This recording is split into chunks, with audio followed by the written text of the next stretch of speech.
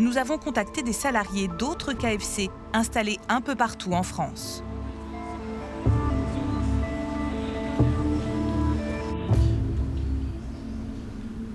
Au bout de quelques semaines, l'un d'entre eux nous fait parvenir plusieurs vidéos prises à l'intérieur de son restaurant. Les images sont tournées avec son téléphone portable. Un jour, de grands nettoyages. Les salariés s'attaquent à des dizaines de morceaux de poulet, des galettes de pommes de terre ou du fromage abandonnés au-dessus d'un four. Un employé tente de décoller du ketchup, qui semble être là depuis plusieurs jours. Et derrière un meuble de travail, les équipes vont découvrir une colonie d'asticots. Une trentaine de larves est en train de grignoter un os de poulet. Ces images sont surprenantes, car selon les règles imposées par la marque, les cuisines doivent être nettoyées de fond en comble après chaque service. Tous les meubles doivent même être retirés.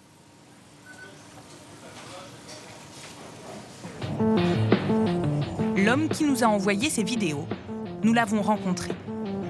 Il travaille depuis plus d'1 an dans un restaurant situé en province. Nous sommes un dimanche soir. Le service vient à peine de débuter. Et voici ce que Mathieu va constater. Qu'est-ce que c'est que tous ces trucs qui traînent? C'est ignoble. Au sol, des restes de nourriture, comme de la panure et des morceaux de poulet. Et ce, à plusieurs endroits du restaurant. Et de tels constats sur l'hygiène, Mathieu en a fait d'autres. Exemple, avec cette poubelle, dont la pédale ne fonctionne pas. Obligé de prendre avec les mains. Selon la loi, les poubelles utilisées en restauration doivent s'ouvrir avec les pieds, grâce à une pédale, pour ne pas contaminer les employés. Son collègue doit l'ouvrir avec les mains. Et comme le couvercle ne tient plus, il le retient avec son bras. Mathieu interroge alors sa supérieure. La poubelle. Quoi? Les pédaliers de la poubelle, ils ont toujours pas réparé. Non, et alors? Pourquoi tu me poses cette question? Pour savoir. La poubelle n'est pas aux normes. Et cela ne préoccuperait pas les responsables. Négligence ou course aux économies? Ce restaurant semble être à l'affût du moindre centime gâché. Comme au Pâques, où Mathieu va passer une partie de la soirée. C'est ici que les employés doivent placer les timers, qui indiquent quand les sandwichs doivent être jetés. Dans l'établissement où j'ai travaillé, certains salariés ne les respectaient pas toujours. Ce jour-là, dans ce restaurant, personne n'en met. On a beau chercher, pas une trace de timer sur les poulets. Là, il n'y a rien de timing. Rien de timing.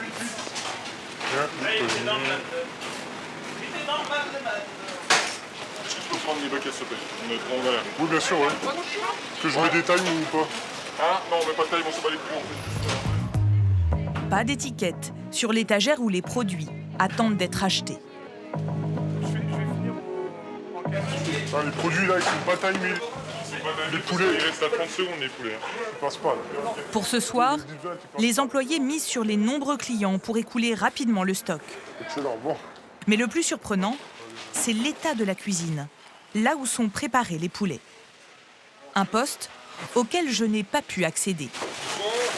Faut que je vous aide à ce qui paraît. Du coup, qu'est-ce que je peux faire? Hein? 2 filets, s'il te plaît. 2 filets, tout de suite. Le jeune homme va chercher la volaille en chambre froide. Il s'installe ensuite à son poste. C'est ici que les morceaux de poulet frits sont préparés. Voici le plan de travail sur lequel il va cuisiner. De l'eau, du lait et de la farine stagnent sur la table. Impossible de savoir depuis combien de temps. Et au milieu de tout ça, on aperçoit également un emballage en plastique. Du coup, oui, je me suis dit, c'est ça. Ces pratiques peuvent-elles avoir des conséquences pour les consommateurs? Sont-elles dangereuses pour notre santé? Pour le savoir, nous avons montré ces images à Francis Redgem. Agréé par l'État, il est chargé de former les restaurateurs aux bonnes pratiques de l'hygiène. Et à voir sa réaction, l'état de cette cuisine est loin d'être satisfaisante. L'emballage il ne doit pas se retrouver sur le plan de travail après être vidé. Donc il va directement à la poubelle. Donc là, c'est une faute.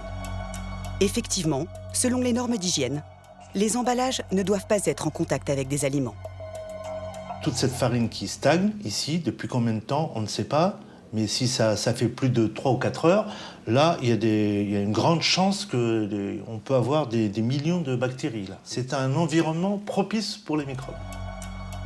Un foyer de bactéries que le comportement des employés favoriserait davantage.